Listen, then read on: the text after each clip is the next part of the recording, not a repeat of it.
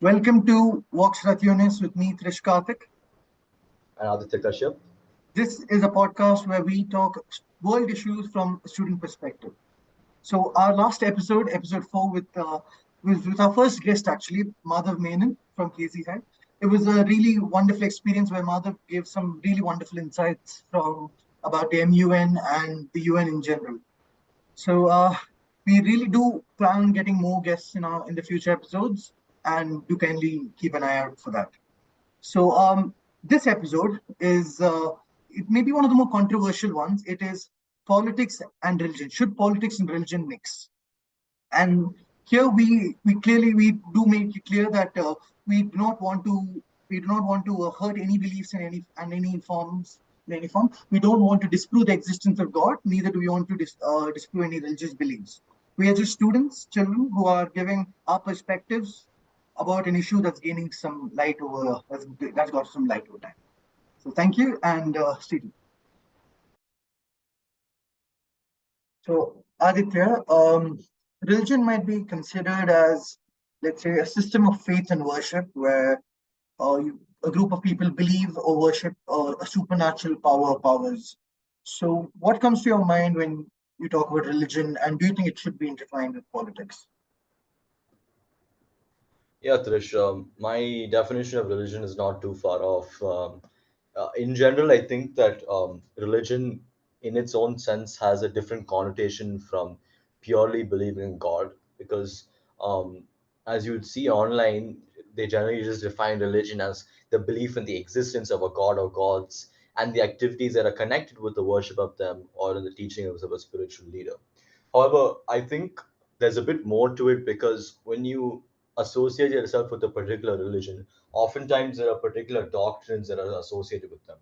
So, for example, if you identify yourself as a Roman Catholic, um, you have to associate with yourself with the Roman Catholic Church, and you would, in some sense, revere Pope Francis or whoever's the Pope at the time, and you'd be taking his words as divinely inspired in some way. And in that sense, that's different from just believing in God, because when you just believe in God, that can kind of almost seem like personal connection with a particular god or gods. But when it comes to religion, there's a bit more of a systemic and more organizational aspect to it. And of course, that leads into what I'm talking about as to the kind of problems that religion could have when it connects with politics. Because politics, of course, simply defined, is the activities associated with the governance of a country, area, and especially the debate between parties having power. And politics at the moment is quite polarized, and you don't need to be saying that countries across the world, they're having their own strife with politics. And I feel like in some sense religion, it adds another set of problems to it, mainly because of a few reasons, Trish. First is that a lot of the religions which we currently believe in, they have particularly ancient and outdated beliefs, which in some sense impede with the modern day functioning of life. And as we'll be discussing later on, I feel like this could be an issue, because when we're talking about specific instances where we would normally be looking through them through our 21st century glance, where we've learned so much since the year the year 600 or 2000 years ago. In some sense, we're having a different point of view, which is not necessarily one which we'd be having now. And I think another really important reason why you wouldn't want a religion impeding in politics is that it can interfere in the publishing of laws, which again you wouldn't want to have these organizations coming into the way of just general policy making. And I feel like, and I'm being very ambiguous, I understand, because it's a lot better to use specific examples for this, for which we'll be discussing. But in general, I feel like there are some instances where you wouldn't want religion influencing political activities. Of course, I understand the great benefit that religion has. Religion can be hugely beneficial to people, for example, in making them feel spiritually satisfied, in making sure that they go on the right path, that they feel loved. I think there are many benefits to religion, and I don't think the topic which we're talking about today is whether religion is true or if it isn't true. The fact of the matter is that at the moment we're talking about whether religion and politics should be intertwining, and I do think that there could be certain instances where you wouldn't want them to be. However, I accept other opposing points of view, and I hope we'll be discussing those as well. Yeah, as you say, a lot of there is a distinction between religion and God in that aspect, because one might look at a God as, I mean, everyone may have a different interpretation of what a God is, but a religion is, after all, something created by man, and it's an idea which is created by a human, which is passed down. I mean, just to say, even I created my own religion at the age of, I mean, a few years ago, I think 4 or 5 years ago. I called it bottleism because bottle was the idol. The idol was a bottle, and more importantly, I created it because we had a family prayer every evening in my family, and the reason I did it is so that I found a place where I could have my voice be heard. And I could say that I have my own place in society, and I don't have to conscribe, I don't have to go with either, because I was from an interreligious marriage, so I don't have to.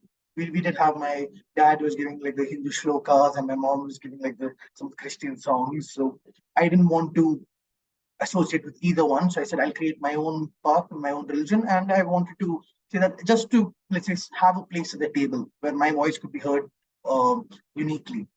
So I feel that in that aspect, you could also say that religion is created by humans. Some maybe as people like me, which is okay. My religion had maybe two followers, me and my sister to an extent, and well, she left religion after like few days, so it wasn't very successful. I know it's sad, but like the larger issue is religions, especially the ones that have stayed for a long time, over 2,600, 2,000 years, 3,000 years. It is very likely that there could be a distortion of uh, ideas which were passed. Like a lot of the ideas which were, since a lot of the transfer of ideas were through the word of mouth, it is quite likely that the interpretation of, let's say, what a particular concept was earlier may be vastly different now. So applying the same concept for a completely different scenario 2000 years later, 3000 years later, may not be quite applicable, especially in politics. For example, you may also think that you may also think of it like this. I put it like this: religion is a concept created by God meant to sell more gods in a way. So it's like God created us, we created religion to, let's say, find a pathway to God. And because of this, I feel that I mean, religion does have a lot of benefits. Yes, it does create a feeling of community for people. It does give people hope. I mean, to be fair, God gives more people hope, but religion does give people a sense of cohesion. And to a large extent, over history, it has played a huge role in, let's say, maintaining order among people. Like even, let's say, in 1400s, the Catholic Church, the church had a lot of power, which could, let's say, determine how ideas were functioning. But let's also keep in mind, is this the order, or the order of the 1400s? Is that the same thing which we strive to achieve in the future? Because was it really beneficial to everyone? Did everyone have a right, or did everyone have a place or a say in issues? That needs to be considered as well. When you talk about, let's say, having religion in politics, it comes to an issue saying that which religion should you follow. Since if you may say we all have, I mean, some people may agree that some religions may agree there is only one God, but then one may wonder like which God or which religion to follow. So that's where like Yeah. this one, both of them have the common name of having, let's say, one God, but both of them have different gods. So that by itself is and issue saying which religion do you subscribe to, that thereby saying that this is the God which we all accept. And when that comes into politics, that's quite dangerous because it does, let's say, uniform the idea of God and exclude those who believe other religions. For example, if there is a religion like, let's say, my religion called botulism, which I have two two subscribers to it, you may say that two followers. I would technically not be in in a position to say anything or have an opinion because my religion doesn't conscribe to the religion adopted by the whole country, and that is something which should be considered. And when you talk about religion in politics, Yeah. And I think you allude to probably a first instance, Trish, and that's that a lot of the ideas of religion can be particularly outdated. And one of the the main things which you can see in some religions is, like you mentioned, some people may think that there's only one God. Okay, some religions do, not all of them do, but some of them do. um, and I feel like an issue with that is not only does it create the sense that only my God is the best and so on, it can create a whole lot of enmity among peoples. So for example, Christians and Muslims, they may have, they may believe that their God is, the best, even though you could argue they both follow the same God. They have this real pride that my religion is the best. And in a sense, since some of these religions are very doctrinal, some of them may, pretty much just outcast certain peoples who don't conform to their religion. So for example, let's talk about a particular instance which is, um, across the world. Homosexuality has, in some countries, it's punishable to by death to be homosexual.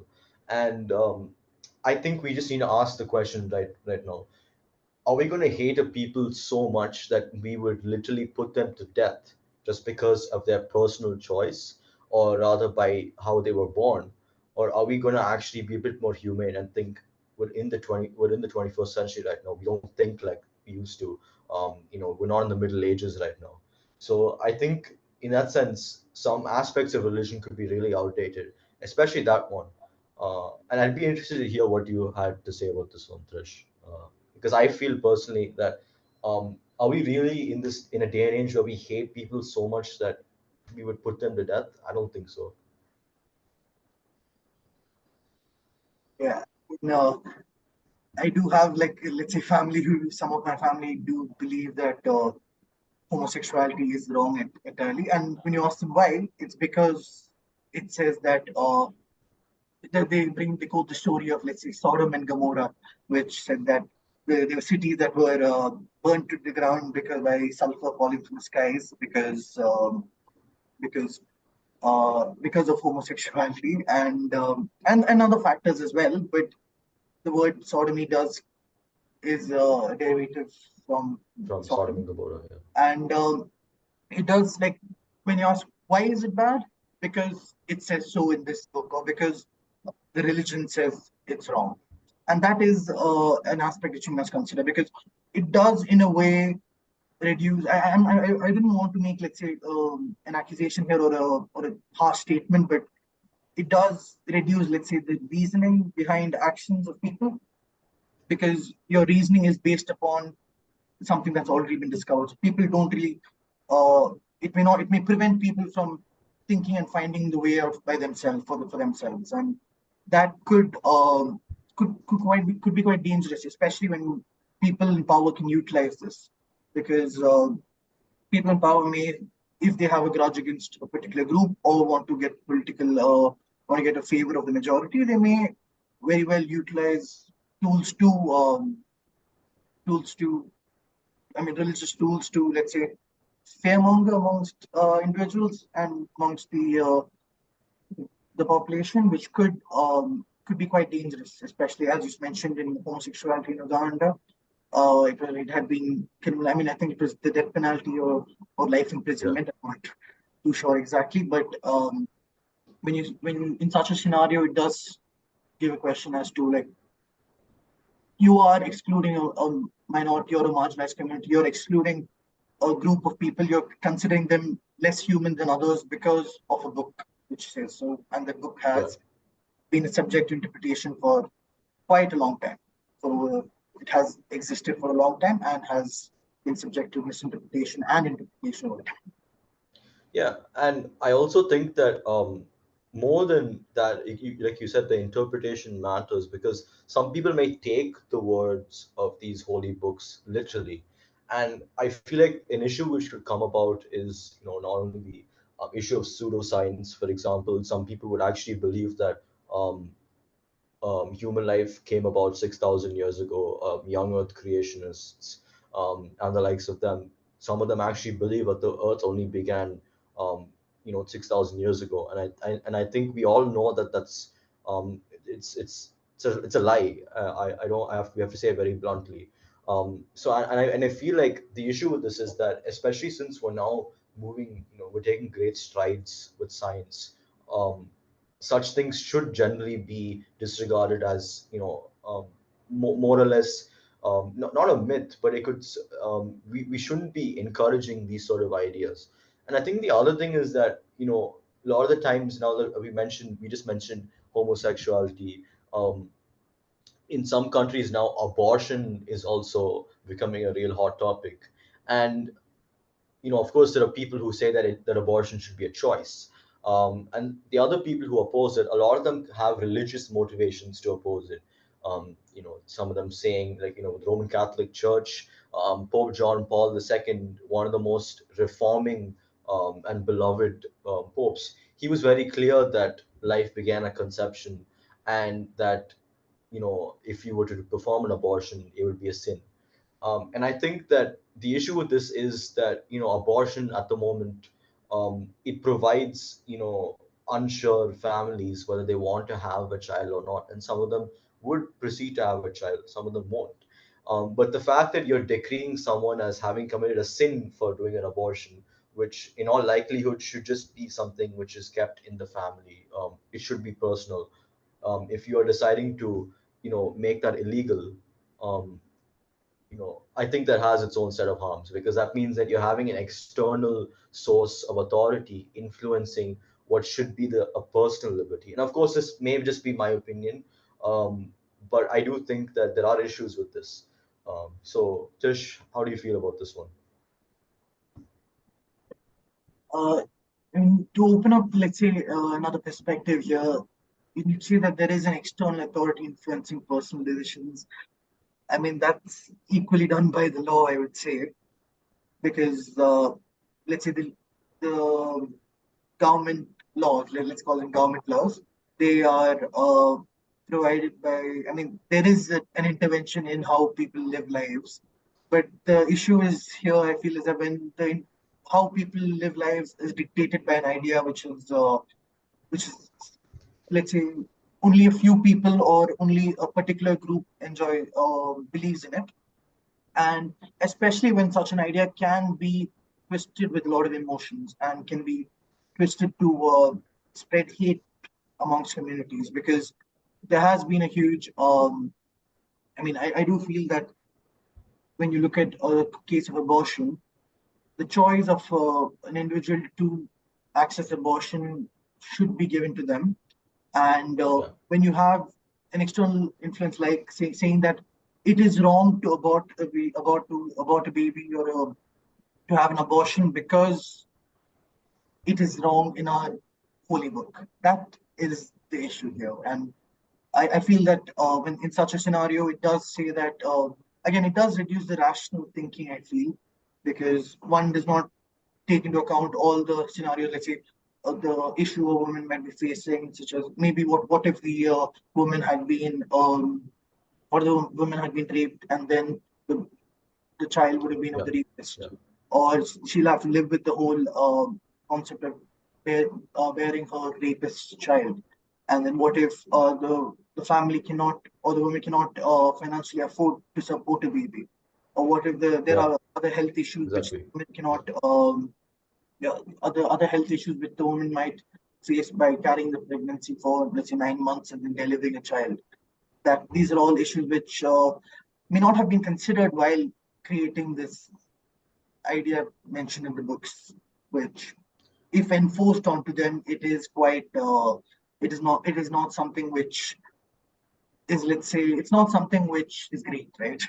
Or it doesn't account for everything, because in an especially dynamic scenario where even as we have technological advancements, we also have advancements in people. I mean, it's not, we would not say more technological advancements in people. I would say that more people, there's more information around it. There's more also false information around. So it's highly likely that you can twist the idea, saying that you can spread the idea that abortion is really bad, and it's against the idea of, let's say, God in general, and that could let's say, prevent the fundamental choice which a woman is, in my opinion, deserves to have. to God. Yeah. Yeah, exactly. And to be fair to religion, because I think it's been going a little bit in a one-way street at the moment.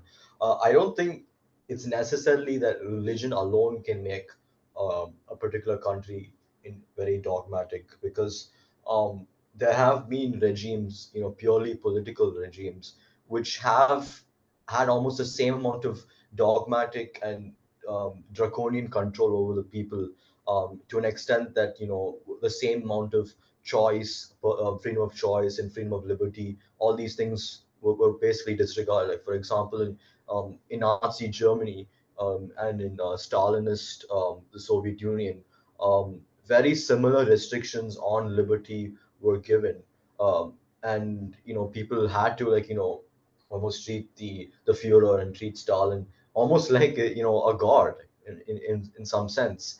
And that of course didn't, and in some sense you could kind of tell that you're treating a political person like a god.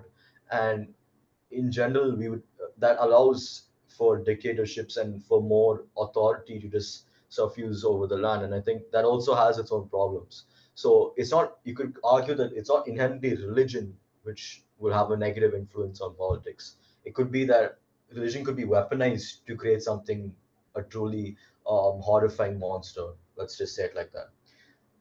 And to kind of bring into our last instance or last example, Trish, um, sometimes religion can be so dogmatic that it can even restrict our personal liberty of what we want to wear. And of course, like we'd seen in Iran with the Masa Amini case, where Masa Amini was murdered for not having conformed to the hijab rules. I particularly thought that it's very telling that when religion becomes so intertwined with the state, that you put to death.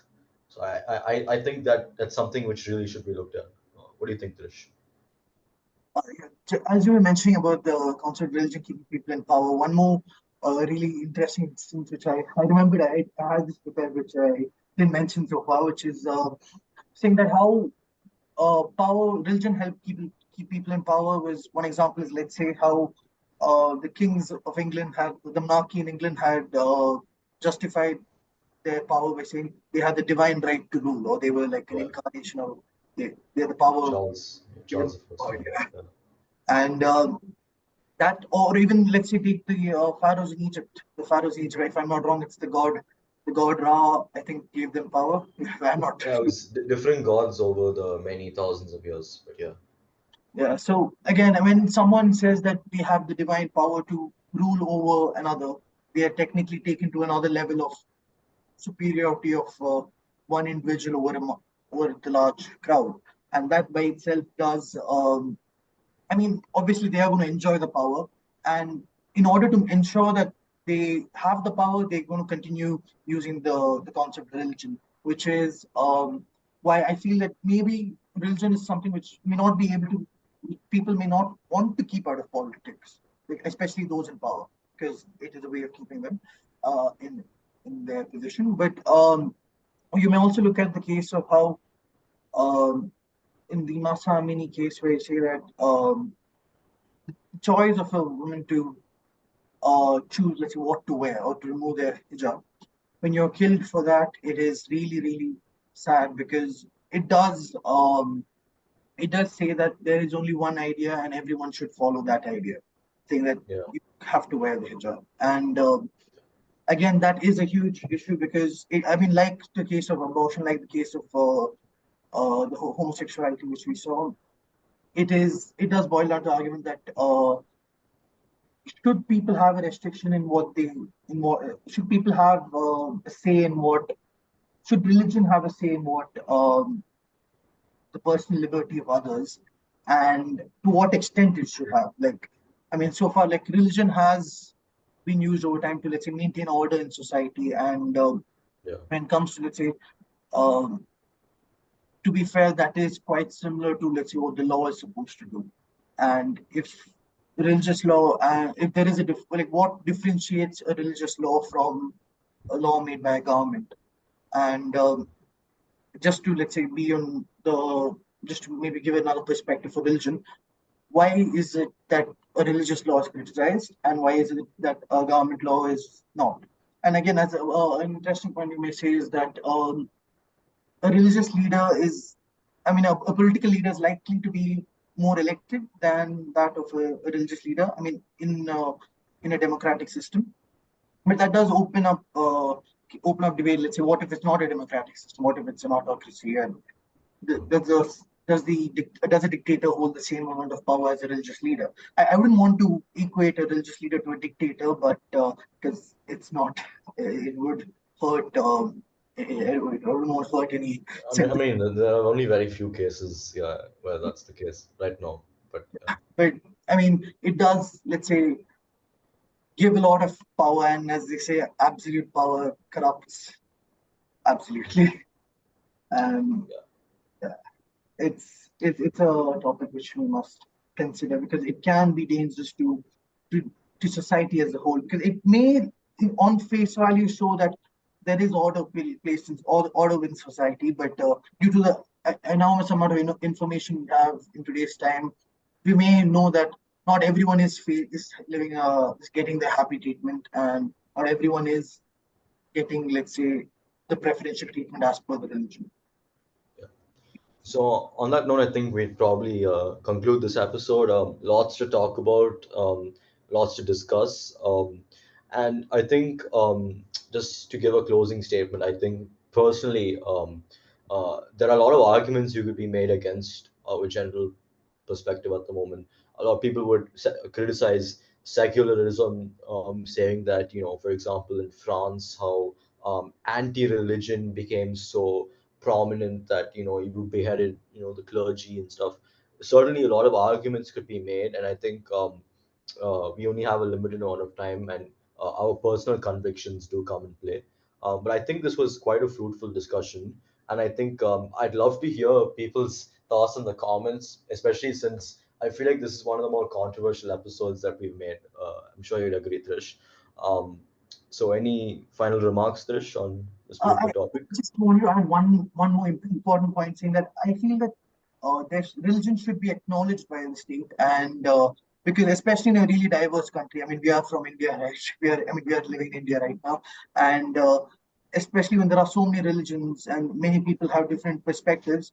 Only when the state acknowledges the presence of so many religions can there be a can the state actually provide, let's say, protection for certain minority religions, for um, can provide protection to people who to religions that require it in that country? Because if that's if it's not acknowledged, and if everyone is the state keeps no eye out for religion, there is a high risk that there could be, I mean, the idea of religious conflict or the conflicts between religion is entirely ignored by state. And therefore, I feel that it's something, the idea that religion in politics is something which maybe we may want to keep religion out of politics, but I'm not too sure if it would be something which is viable or something which is possible for many different countries, because a variety of other factors play a part in it, which I mean we can't cover in this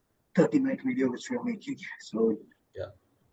Yeah. So yeah, I guess so thank you for that, Trish. And I hope you guys enjoyed this episode of Vox Rationis. I think a slight delay in this episode, but I hope this one came out well for all of you guys. And of course, as I mentioned, please leave your thoughts in the comments down below. Like, share, and subscribe as always. Um, and Trish, anything else to say? uh, thank you so much for watching, everyone. Kindly put your feedback. I know it's a controversial topic. We'd love to hear some different perspectives. We haven't covered all of them, of course, Yeah. and we'd love to have a chat if you want. Yeah. All right. Thanks for watching, guys. Hope you stay tuned onto the next episode.